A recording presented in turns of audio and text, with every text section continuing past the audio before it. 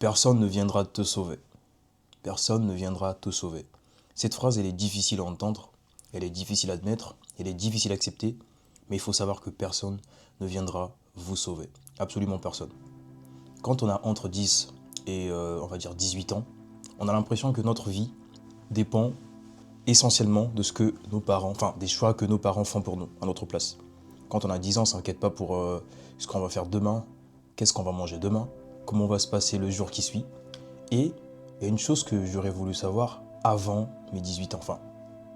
Parce que c'est à partir de 18 ans qu'on se rend compte que la vie, elle est super dure et que aux alentours de 20 ans, vous devenez complètement seul.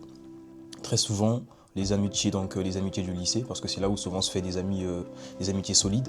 Très souvent, ces amitiés se dispersent, donc chacun de nous prend un chemin, chacun de nous commence à se construire.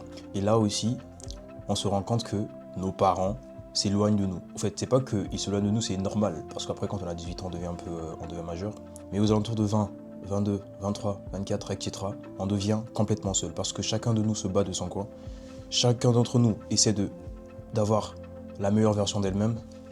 Et là, on se rend compte de la solitude que c'est d'être dans la vingtaine.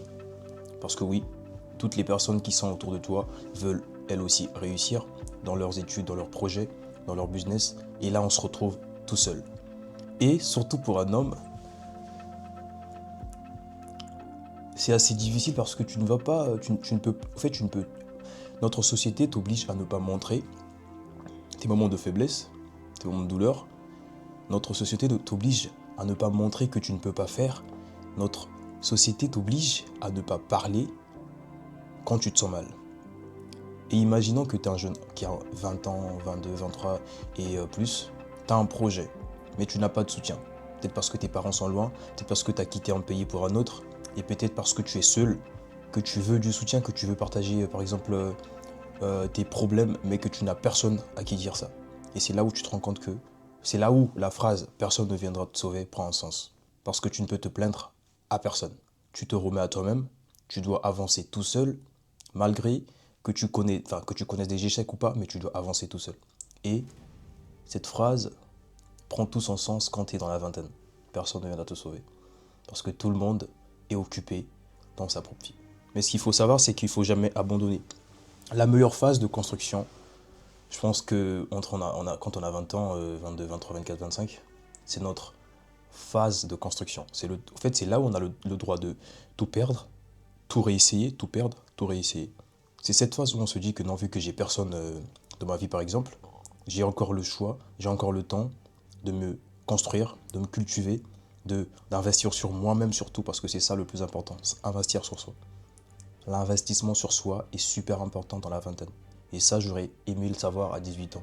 Quand j'avais 18 ans, je faisais un peu des trucs par-ci par-là, j'ai essayé un peu de toucher tout et n'importe quoi.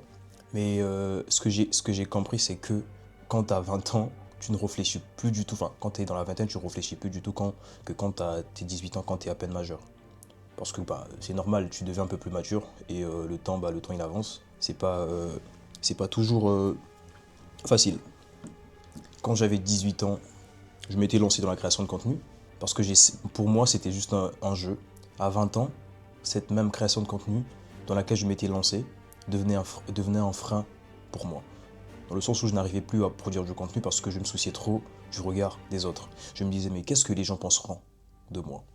Et là, maintenant, en 2026, je me suis rappelé d'une chose.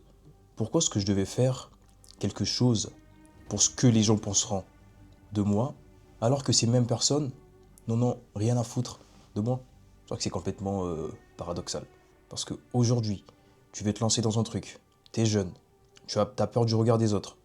Quand tu seras dans la vingtaine, tu te rendras compte que les gens n'en ont rien à faire de toi. Et peut-être que si tu avais commencé plus tôt, tu aurais peut-être pu évoluer rapidement. Que si tu avais commencé plus tôt, que tu aurais peut-être pu faire plein de choses. Aujourd'hui, moi je regrette parce que si j'étais resté focus sur ma création de contenu, sur mon business que j'avais lancé au début, je suis certain que je devais peut-être, je sais pas moi, faire plus parce que c'était un sujet qui touchait beaucoup le gaming. Je me rappelle, il y a même plein des youtubeurs en France qui ont réussi grâce à ça. Mais moi, le regard des autres et le fait aussi d'être assez dispersé ont fait en sorte que je puisse arrêter de poster quotidiennement et donner des mauvais signaux à l'algorithme. Donc si personne ne viendra te sauver, ça ne sert à rien d'avoir peur du regard des autres. Quand tu sais que personne ne viendra te sauver, quand tu sais que personne ne viendra te demander pourquoi est-ce que tu fais ça, quand tu sais que personne ne viendra t'aider, ça ne sert à rien d'avoir peur du regard des autres. Il faudrait que tu te lances dans ton projet sans pourtant que tu aies cette peur du regard des autres, cette peur de l'échec. Parce que dans tous les cas, chacun s'en fout. Toutes les personnes dans le monde sont concentrées sur un point, sur leur propre vie. Parce que déjà, la vie de tout un chacun est difficile à gérer, donc ça sert à rien de se concentrer sur la vie d'une personne. Donc personne n'en a rien à foutre de ta vie. Et c'est le conseil que j'aurais aimé savoir à 18 ans. Et surtout celui de rester focus, c'est super important. Rester focus sur un seul objectif est très très très très important. Même si ça ne fonctionne pas aujourd'hui, reste focus. Et tu verras que tôt ou tard, avec des efforts bien sûr, ton toi du futur sera content du pas que ton toi de maintenant a fait. Abonne-toi et partage cette vidéo à qui tu veux. Merci.